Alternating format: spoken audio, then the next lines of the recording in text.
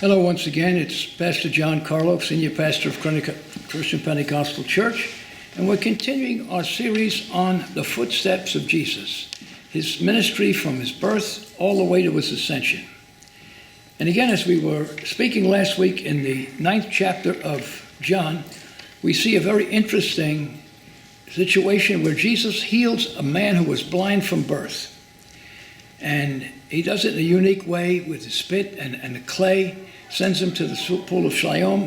And when the man comes back, the religious leaders of the temple are accusing Jesus of being a breaker of the Sabbath day because this man was healed on the Sabbath, like he would really care. He got healed.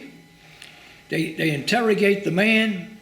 They're trying to find out if he was a sinner, if his parents were sinners, and this is why he was blind in the first place, and who was Jesus, and so on. It's amazing how you would think they would be so happy that this man, who I'm sure they knew, who was blind from birth, can now see.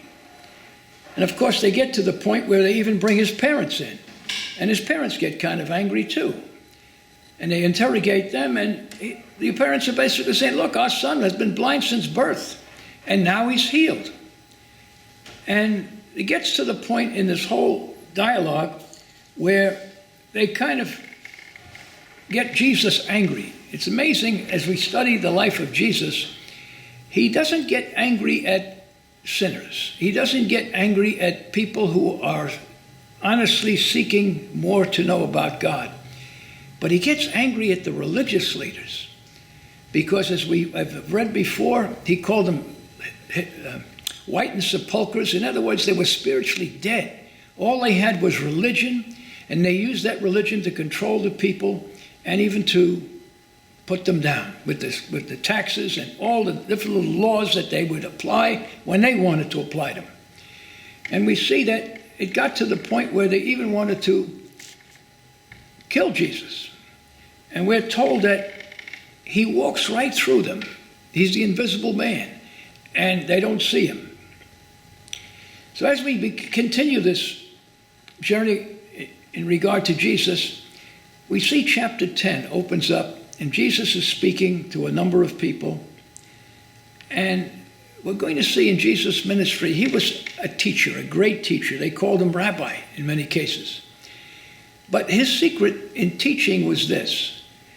He would use common things that people were aware of, trees and plants and birds, and in this case, it's going to be a shepherd, or shepherding, to bring out spiritual truths.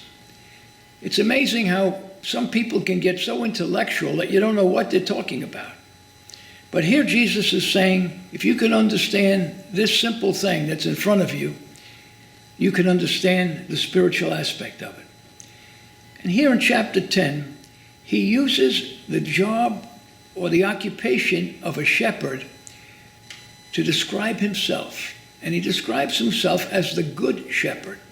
Apparently there were bad shepherds at the time as well. And it begins like this in chapter 10. Verily, verily, truly, truly, I say unto you, he that entereth not by the door into the sheepfold, but climbeth up some other way, the same is a thief and a robber.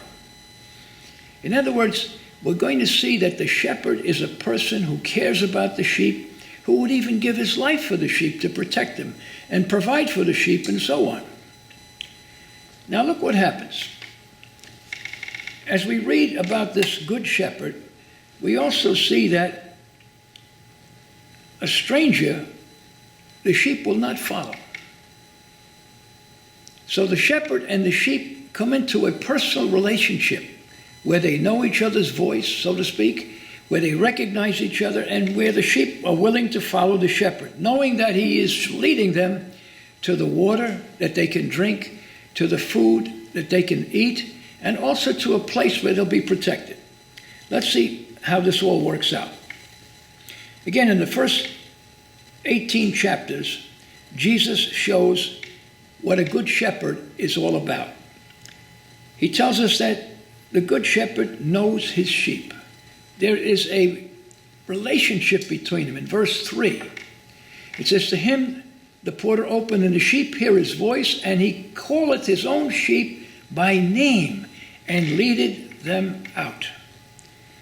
Again, no matter how large the herd is, he knows every one of these sheep.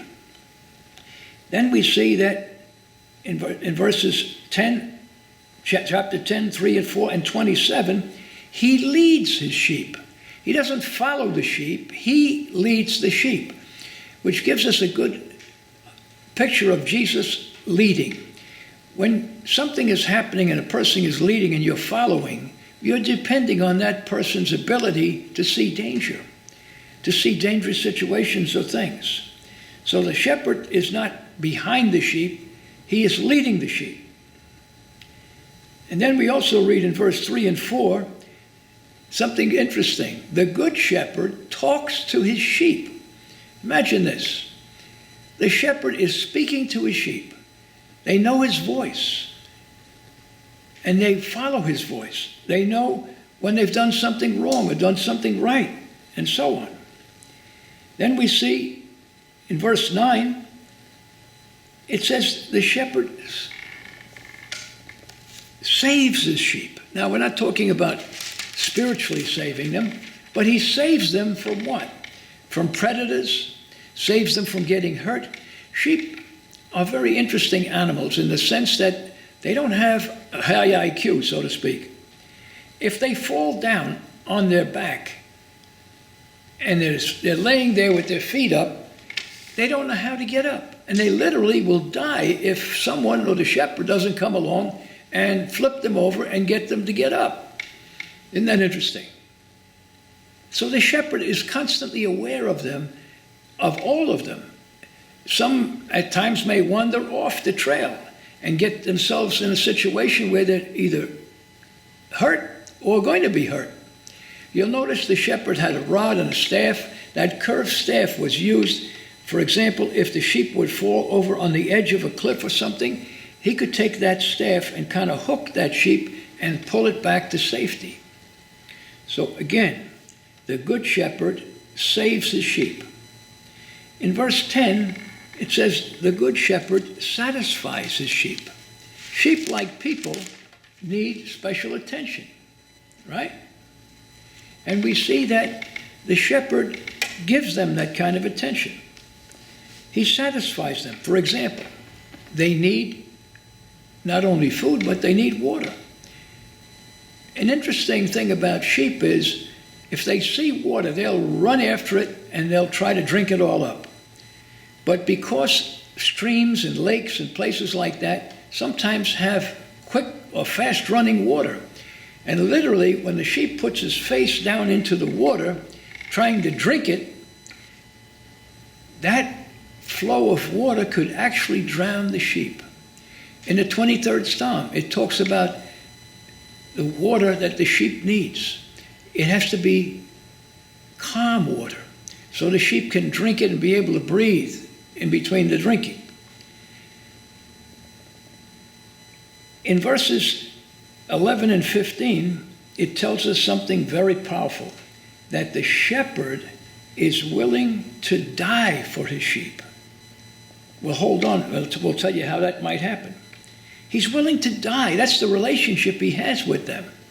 He's not only there to gain the wool. He's not only there to make a profit, but he's willing to die to protect the sheep. And that's his love for the sheep in this relationship. We also see that the good shepherd unites his sheep in the sense that his goal is to keep them together in the herd. Because if he doesn't do that or pay attention to a sheep that wanders away, that sheep is going to die or get hurt seriously. So he unites them. He doesn't break them up. He doesn't look at one more than the other. He unites them together as one group. Very interesting how this could apply to a church. That the pastor's job is to unite the people, not to cause them to be ununited. Let's take some other looks at the whole idea of shepherding and how it applies to people. In Palestine, in the cities where the shepherd lived, usually they would build what they call a fold, which is kind of a place where the sheep would go at night to rest. And the sheepfold was interesting in the sense that usually had only one door, to come in and to go out. One of the reasons for this fold, the sheepfold, is to be able to protect the sheep from any kind of predators. The same applies as when they go out of the city, out of the town, into the wilderness, so to speak. The shepherd would plan his trip, especially in the wilderness, to have these folds prepared. In many cases, he's looking for a high place. A high place because you can see the predators trying to get up to the high place before they get up. Same thing in the military. The people that hold the high ground have an advantage of the people that are trying to go up the hill or the mountain. So these sheepfolds are distances apart because sheep are known to eat the grass right down to the roots. And if you do that, the grass dies and you can't feed them. It's not a situation where the sheep are just going to stay in one place. They have to move from place to place for water and also for grass and food. So we see that the shepherd forms his sheep. He unites them and he forms them so that they are confident to follow him, knowing that he loves them, knowing that he cares about them, knowing that he's going to provide for them. And this is a wonderful picture of Jesus. It also tells us that in the situation with the sheep, he comes to them in a proper way. The shepherd doesn't hide himself from the sheep. He doesn't sneak into the fold or climb over the wall. He enters through the door. Another reason for the door or the doorway, it wasn't a door like we see in a building. It was an entranceway. And we see that the entranceway allows the shepherd to count the sheep as they go out and to count them as they come back into the fold. And of course, if there's one or two missing, then he must go and look for them and find out where they are, and hopefully to bring them back to the fold alive.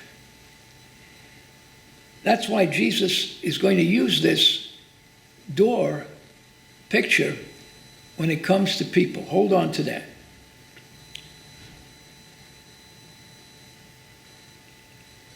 The person who is in charge of the fold has to be a person who's concerned about the sheep. Because if not, then the sheep are going to just walk out when they want and get in all kinds of trouble. In verse 3 of chapter 10, it says, not only does he talk to the sheep, he also names them. This is very interesting. He names the sheep, giving them names. It's kind of interesting. I would wonder how we would do it, but I'm just guessing and saying maybe there's something about the sheep or an individual sheep that's different than the other sheep. Just like people. Some people are obstinate, some people are happy all the time, some people are sad all the time. And I could see him looking at these sheep and how they behave in the same way and giving them some kind of name that is special or describes them in a special way. Now, when it comes time for the shepherd to lead the sheep out of the sheepfold, as I said, he counts them and makes sure that they're all there. And this is a beautiful picture of how God is worried about us. He's ever taking care of us. One of the important things about the shepherd is, of course, water and feeding the sheep. So the shepherd has to find places where there's green grass, good grass, that the sheep could eat and not get sick and grow, and so on, physically, into a grown-up sheep. Because not only in the sheep pen do you have adult sheep, but you have a child sheep. And he feeds them. It's interesting. Also, it's not in chapter 10, but there are times when sheep, they're very stubborn. And there are sheep that will disobey or try to disobey the shepherd. Even though the shepherd is trying to protect them, they will try to wander away and of course get into trouble and so on. And I don't know how many times it would take before the shepherd is going to punish them, but he does punish. But he punishes in love. You've seen the painting where Jesus he's supposed to be the good shepherd in this painting, and he has a sheep around his neck, a small young sheep. And he has his staff, and he has his rod. Again, both of these are weapons to protect the sheep. There's a book written about sheep herding, and it talks about the fact that the stubborn sheep sometimes, when they're young especially, are very hard to train to follow the leader. And what happens is that the shepherd breaks one of the sheep's legs. That sounds terrible. And then he wraps it up and he puts that sheep around his neck. And everywhere he goes, he has that sheep around his neck talking to that sheep. And he's hoping that the sheep will recognize that the disobedience is only going to lead to pain or even death. It's an interesting way of the good shepherd trying to bring a sheep who is unruly or disobedient back into the fold and into the pattern that the shepherd is trying to establish. Because when he leads the sheep out, now listen, if you're leading the sheep, you're in front of them. So you have to make sure that the ones that are behind you are following you. So again, we see all of these little tricks or these little things that the good shepherd does is to help the sheep not only grow up and produce, but to be obedient. One of the very, very interesting things about the fold, the sheepfold, is, especially when they're out in the wilderness, because there are predators. There are all kinds of foxes and types of animals that will look to feed on the sheep, right?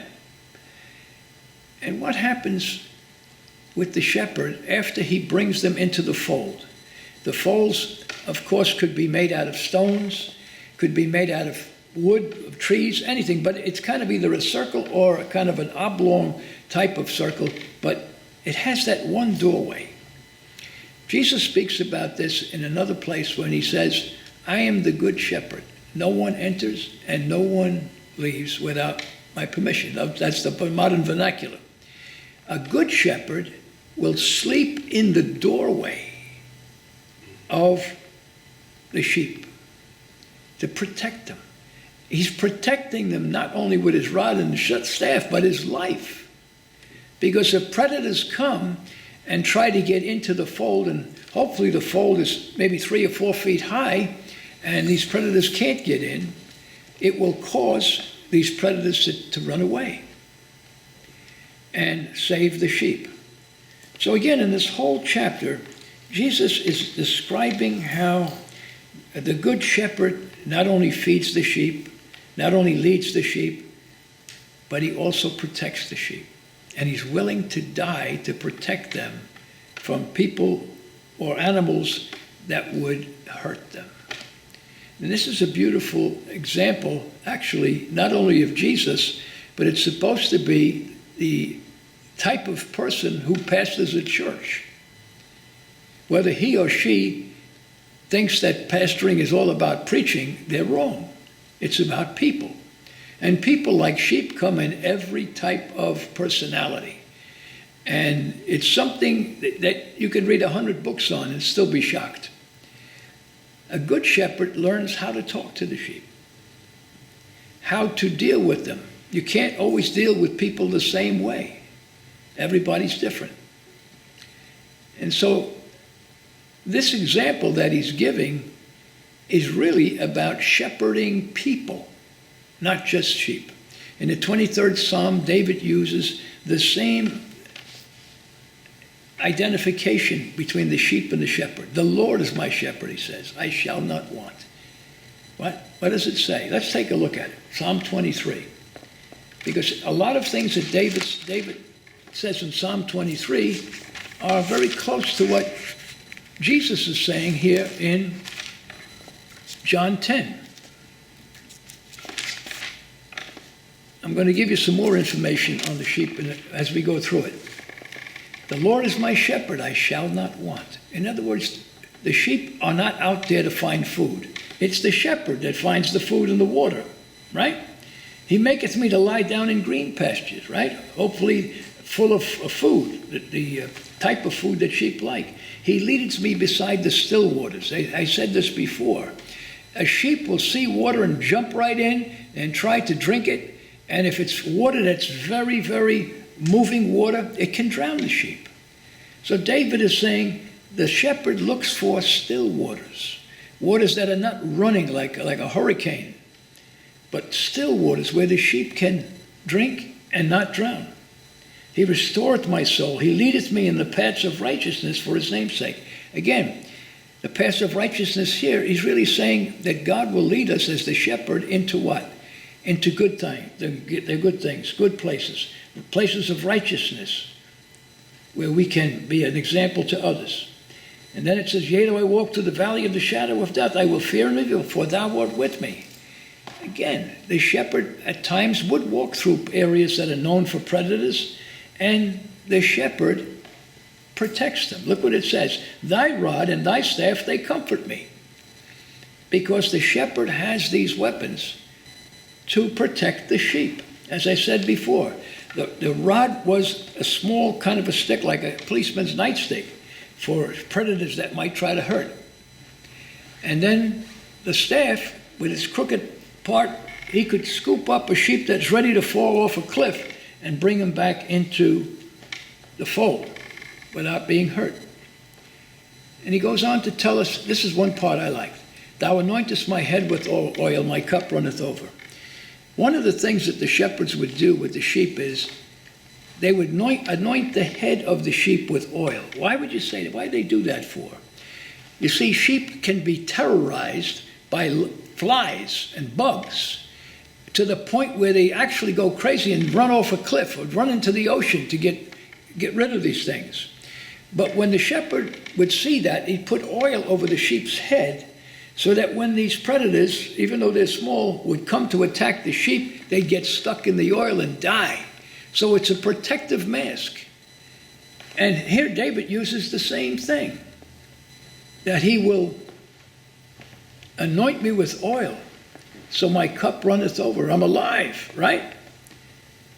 Again, as we close, read this over again. John 9, read the 23rd Psalm, and you'll see that Jesus is giving examples of a good shepherd, not just in shepherding, but even in ministry. We thank you for listening. And again, we'll continue next week in our study of the Good Shepherd. And again, we want to give condolences to the family of our sister from the Stapleton UAME Church who had passed away a few days ago. We want to pray for her family and also for her congregation, that God will be with them during this time. God bless you.